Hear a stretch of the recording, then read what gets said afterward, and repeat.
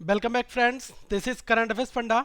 जैसा आपको पता है कि आईबीपीएस क्लर्क का एग्जाम आने वाला है, तो मैं आपको बताना चाहूंगा जिन लोगों का आईबीपीएस पीओ मेंस में सिलेक्शन नहीं हो पाया प्रीलिम्स में, तो वो लोग बिल्कुल हताश ना हो। आपके पास एक आखिरी मौका इस वर्ष में और है, तो यहाँ पर आप उन गलतियों को रिपीट ना करें। इसलिए मैं आपको यहाँ पर कुछ ऐसे टिप्स बताऊंगा कि आईबीपीएस क्लर्क में अगर आप उन चीज़ों को फॉलो करेंगे, अभी आपका एग्जाम जो है वो लगभग आपके पास में 15 दिन का टाइम है, तो इन 15 डेज में हमें उतनी प्रैक्टिस कर लेनी है, कम से कम हमारा प्री का एग्जाम क्वालिफाई हो जाएगा और साथ में हम मेंस की तैयारी भी साथ में करते रहेंगे। ओके, तो यहाँ पर मैं बहुत इंपॉर्टेंट चीज़ें आपके लिए बताऊंगा, पूरी वीडियो आप ध्यानपूर्वक देखिएगा और इस वीडियो को दोस्तों लाइक करें, कमेंट करके अपने डाउट्स पूछ लें, जो भी आपके अंदर डाउट्स आते हैं, और आप इस वीडियो को शेयर अपने दोस्तों तक जरूर करें।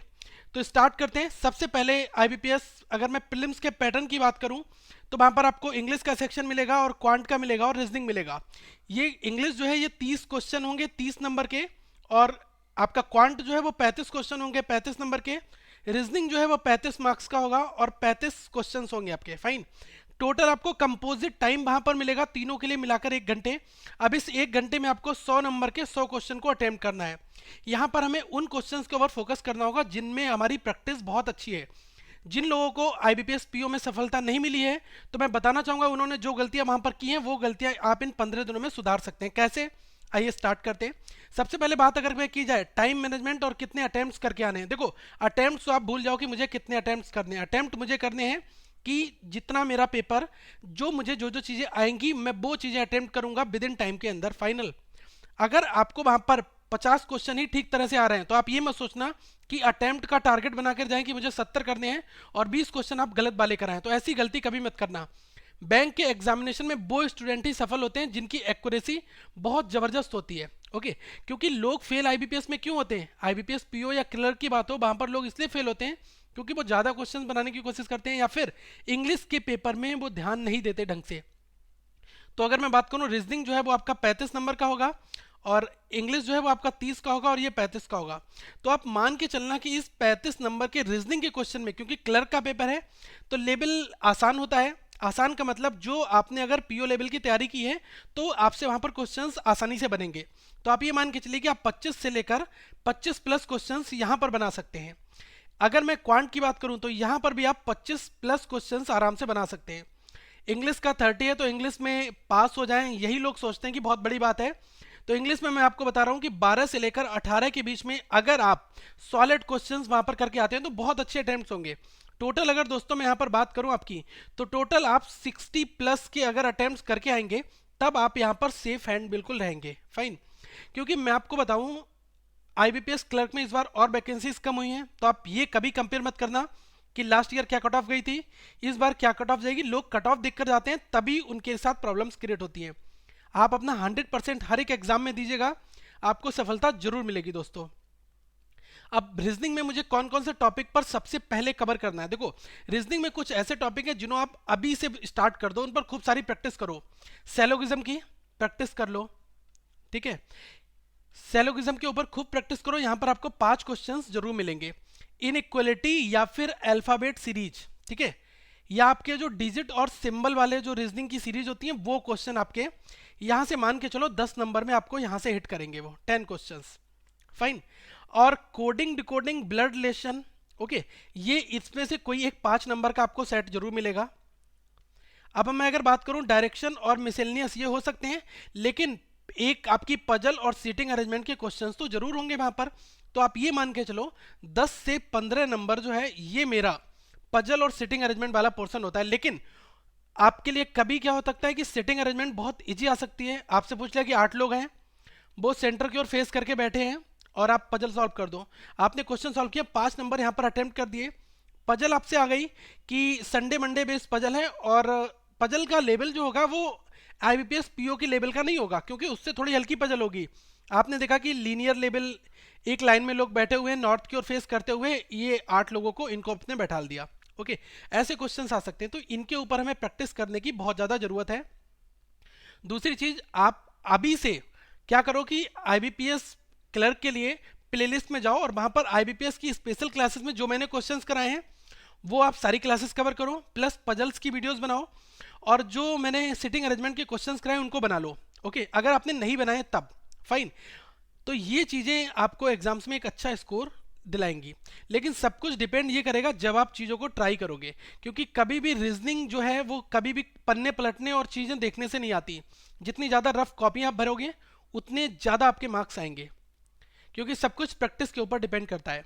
अब अगर मैं इंग्लिश की बात करूं तो रीडिंग कंप्रेंशन वहां पर आएगा आपका 10 मार्क्स का आ सकता है। अभी क्या हुआ था, आईबीपीएस पीओ के एग्जाम्स में वहां पर सिनोनिम और एंटोनिम नहीं आए थे, कंप्लीट यही आपका आया था। तो हो सकता है यही पैटर्न क्लर्क में भी रहे। क्लॉज टेस्ट जो है ये आपका वहां पर 7 मार्क्स का आया था, तो यहां पर भी उम्मीद की जाएगी कि 7 मार्क्स का आएगा। फिल इन द ब्लैंक्स वहां पर कुछ सेट में आया था, कुछ में नहीं आया था। सेंटेंस करेक्शन जो है वो 10 नंबर के आ रहे थे। ओके, ये अपने आप में बहुत इंपॉर्टेंट टॉपिक है, तो इसको जरूर ध्यान में रखो। एरर स्पॉटिंग और सेंटेंस करेक्शन। सेंटेंस रीअरेंजमेंट है ये आपका 5 मार्क्स का वहां पर आ रहा था। तो टोटल मुझे क्या करना है कि जो हाईली वेटेज टॉपिक है इनके ऊपर प्रैक्टिस करनी है। अब देखो इंग्लिश में आपको करना क्या है, मैं आपको बताऊं। अगर आपके पास में 15 दिन का टाइम है तो आप एक सेट पर डे इंग्लिश का किसी भी प्रैक्टिस सेट, चाहे वो पीओ की हो, चाहे वो आईबीपीएस का टॉपिक हो, आईबीपीएस पीओ की बुक हो, एसओ की बुक हो, किसी का भी हो, इंग्लिश सबकी कॉमन होती है, केवल आपको अंडरस्टैंडिंग और अप्रोच अपनी बनानी होती है। तो इनको आप प्रैक्टिस सेट सॉल्व करना पर डे स्टार्ट करो। तो प्रैक्टिस करने से क्या होगा कि आपके क्वेश्चंस जब आप वेराइटी ज़्यादा सॉल्व करोगे तब वहां पर आपके चांसेस क्वालिफाई करने के अच्छे हो जाएंगे। सब कुछ प्रैक्टिस पर डिपेंड करता है। मैं बार बार आपको बता रहा हूं कि जिस स्टूडेंट की प्रैक्टिस जितनी अच्छी होती है वो वहां पर सेकंड्स में क्वेश्चन सॉल्व करता है। ओके, तो आप ऐसी धार लाओ अपनी स्टडी में।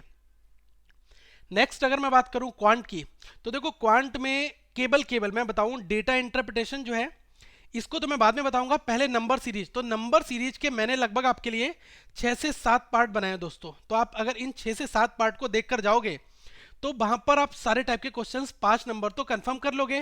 साथ में जो मैंने आईबीपीएस पीओ के लिए पार्ट बनाया था कि जो क्वेश्चन आईबीपीएस पीओ के पेपर में आए थे वो क्वेश्चन भी 5 मार्क्स के हैं, वो आप बना लो। तो आपका नंबर सीरीज का टॉपिक रिवाइज हो जाएगा साथ में, और आपको नए नए कंसेप्ट भी मिल जाएंगे।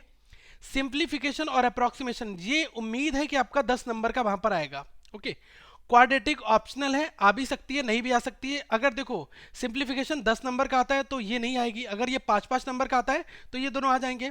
और जो अरिथमेटिक है वो मिसेलनियस आएंगे। कैसे अरिथमेटिक में कि टाइम एंड वर्क का एक क्वेश्चन, एसआई एंड सीआई का एक क्वेश्चन, ठीक है, एक क्वेश्चन आपका परसेंटेज का, एक क्वेश्चन आपका रेशियो का, एक क्वेश्चन आपका एवरेज का, ठीक है। ऐसे क्वेश्चंस वहां पर आपके मिसेलनियस में बनेंगे। अब अगर मैं बात करूं डेटा इंटरप्रिटेशन में आपको क्या क्या डीआई करके जानी है, तो अभी मैं आपको बता दूं टेबल डीआई 100% आएगी आपकी। और पाई चार्ट की अगर मैं बात करूं, या फिर बार ग्राफ की बात करूं, या फिर लाइन ग्राफ की बात करूं, तो इन तीनों में से एक डीआई आपकी ऑप्शनल आएगी। तो आप ये मान के चलो कि 10 नंबर जो है वो मेरे डीआई से बनेंगे। दोस्तों इन 10 क्वेश्चन में थे, आप उम्मीद करिएगा कि आप 7 क्वेश्चन बहुत आसानी से बना सकते हो, क्योंकि 2 क्वेश्चन आपके ऐसे फंस जाते हैं जिसमें थोड़ा सा टाइम लगता है, तो उनको आप स्किप भी कर सकते हो, क्योंकि हमें 60 मिनट्स में पूरे पेपर को यहाँ पर अटेम्प्ट करना होता है। अब एक चीज़ ध्यान रख लो कि मुझे डीआई की प्रैक्टिस करनी ही करनी है, और डीआई में आपके क्वेश्चंस जो हैं वो रेशियो के होते हैं, परसेंटेज के होते हैं, एवरेज के होते हैं। तो ये 3 क्वेश्चन आपके हर एक डीआई में बेसिकली पूछे जाते हैं। एक डेटा आपका कंपेयर करने का क्वेश्चन होता है। तो मैंने डीआई के अभी आपको 17 सेट दिए हैं, उन आप सेट को आप बना लो। काफ़ी टाइम है आपके पास, 15 दिन है। अगर आप पर डे 2 डीआई बनाओगे तो आपके 4 से 5 दिन में खत्म हो जाएंगे। तो ये मैं कह रहा हूँ कि आप इनके ऊपर अपनी खूब अच्छी प्रैक्टिस रखो, ताकि आपके क्वेश्चंस खूब सारे बने एग्जाम्स में। ओके, इस पर आपको फोकस करना है। अब देखो मॉक टेस्ट की बात करूं तो अगर आपके पास में 15 दिन का टाइम है, मैं मान के चल रहा हूं जिनके पास 10 दिन का टाइम है कोई इशू नहीं है, आप अपना टारगेट सेट कर लो कि मुझे एक टेस्ट पर डे देना है मॉर्निंग में, ओके, और एक टेस्ट मुझे देना है इवनिंग में। फाइन, एक टेस्ट मॉर्निंग और एक टेस्ट मुझे इवनिंग में देना है। फिर टेस्ट देने के साथ में इसका एनालाइज भी करना है कि यहाँ पर मैंने गलतियाँ कहाँ कहाँ पर की हैं, और उन गलतियों से आपको सीखना है, क्योंकि जो गलतियाँ आपने आईबीपीएस पीओ के एग्जाम्स में की हैं, तो मैं नहीं चाहता कि आप क्लर्क में फिर से निराश हों। तो अगर आपको अपने आप को दूसरों से अलग सिद्ध साबित करना है तो केवल आप ही उस चीज़ को प्रूव कर सकते हैं। उसके लिए केवल एकमात्र तरीका है प्रैक्टिस। ओके, तो जो लोग जितनी अच्छी प्रैक्टिस करेंगे वो उस एग्जाम्स में जल्दी सफल होंगे। ओके, अब एक टेस्ट पर डे दो, उसको एनालाइज करो। अब क्वेश्चन आएगा कि टेस्ट मैं कहाँ कहाँ से दूँ। तो जो भी टेस्ट सीरीज आपके पास प्रीवियस ईयर की, जिन लोगों के पास टेस्ट सीरीज का मीडियम नहीं है तो वो अपने कंप्यूटर में टाइम लगाएं, अपने हाथ की घड़ी में टाइम लगा लें, और वहाँ पर विद इन 60 मिनट्स के अंदर काफ़ी क्वेश्चंस को सॉल्व करें प्रीवियस ईयर की हैंडबुक से भी। फाइन, तो वो भी एक तरीका है। कम से कम आपके पास साधन नहीं है तो आप प्रैक्टिस तो कर रहे हो ना वहाँ पर कम से कम। दूसरी चीज, अगर मैं बात करूं टेस्ट सीरीज की, तो आप जो भी टेस्ट सीरीज समझ में आती है आप वो टेस्ट सीरीज परचेस कर लो और उस टेस्ट सीरीज को आप दोस्तों सॉल्व करो। फाइन, सारी टेस्ट सीरीज जो मार्केट में अवेलेबल हैं वो सारी की सारी अच्छी हैं, उसमें कोई भी कमी नहीं है। लेकिन मैं आपको प्रेफर करूंगा कि आप टाइम्स फॉर एजुकेशन जो है उसकी टेस्ट सीरीज अगर आपके पास में है तो आप वहां से सॉल्व करो, या फिर आप कैरियर पावर की टेस्ट सीरीज ले सकते हैं, ओले बोर्ड की टेस्ट सीरीज भी ले सकते हैं। तो ये टेस्ट सीरीज अच्छी क्वालिटी की टेस्ट सीरीज है, इसको आप प्रेफर कर सकते हैं। ओके, अब बात करें कि ऐसे पॉइंट्स जिनको मुझे, जो गलतियां मैंने आईबीपीएस पीओ में की हैं उनको मैं ना दोहराऊं, तो मैं आपको बता दूं कि आज जो लोग ये वीडियो देख रहे हैं इसमें से दोस्तों 70 to 80% ऐसे स्टूडेंट्स हैं, 70% कि जो लोग इंग्लिश के पेपर में फेल हुए हैं और वो क्वांट में क्वालिफाई कर गए हैं, रीजनिंग में क्वालिफाई कर गए हैं। तो मैं आपको बताना चाहूंगा, इंग्लिश में अगर आप फेल हुए हो तो इंग्लिश में आप 2 घंटे एक्स्ट्रा प्रैक्टिस करो ताकि आपका इंग्लिश का पेपर क्वालिफाई हो जाए और आप प्रीलिम्स क्वालिफाई करने के बाद में मेंस के लिए अपीयर हो जाओ। केवल आप ही अपने आप को इस चीज में ला सकते हो। तो मैं आपको यही कहना चाहूंगा कि प्रैक्टिस इंग्लिश की बहुत ज्यादा करो। अगर आप इंग्लिश में अपने आप को वीक फील करते हो, करो क्या, न्यूज़पेपर के वर्ड पर डे आप नोट डाउन करो, साथ में एक्सरसाइज पर डे लगाओ, प्रीवियस ईयर के पेपर के क्वेश्चन सॉल्व करो पर डे, उनके सॉल्यूशंस देखो और सॉल्यूशंस देखने के साथ में अपने आप अपनी डायरी में कोई नोट डाउन भी करते रहो, क्योंकि ये आपके रूल्स बन जाते हैं अगर आपको हार्ड एंड फास्ट चीजें अपने आप में समझ में आती हैं तब। क्योंकि आपने देखा कि ये जो है एरर स्पॉटिंग के 5 क्वेश्चन इस तरह से सॉल्व हुए और हर क्वेश्चन में ये रूल लगा था। तो मैं क्या करूंगा, 5 रूल नोट डाउन करके रख लूंगा और इन 5 रूल की गलतियां मैं कभी भी नहीं करूंगा। ओके, अब आपने देखा कि प्रेफर या प्रेफरेबल के बाद में देन नहीं टू आता है, ऐसा आपने रूल पढ़ा है, ठीक है। तो देन काट के आप टू वहां पर कर देते हो, तो आप देख लो कि ये गलतियां मुझसे दोबारा नहीं होनी चाहिए। ओके, तो यही मैं चीज आपको बता रहा हूं, जो आपको पॉइंट्स नोट डाउन करने की, आपको अपनी गलतियों से दोस्तों सीखना है। तो आप अब समझना है कि आपको ये गलतियां दोबारा से नहीं करनी, क्योंकि ये 2016 वर्ष का आईबीपीएस का इकलौता एग्जाम बचा है क्लर्क का। तो जिन लोगों का एग्जाम क्वालिफाई नहीं हुआ है उनके लिए बहुत मेहनत करनी है, और जिनका क्वालिफाई हो गया है उनके पास एटलीस्ट पीओ के चांसेस हैं। तो आप लोग गलतियां ना करें, यही मेरी आपसे रिक्वेस्ट भी है कि आप सीखें, या तो अपनी गलतियों से सीखें। Fine, so friends, all the best for your examination. और मैं इन 10 से 15 दिनों में आपके लिए आईबीपीएस क्लर्क के पेपर्स बहुत सारे लाऊंगा। एक रिक्वेस्ट मैं आप सबसे करना चाहूंगा दोस्तों, हमारी ईमेल आईडी है currentaffairsfunda@gmail.com। तो दोस्तों currentaffairsfunda@gmail.com,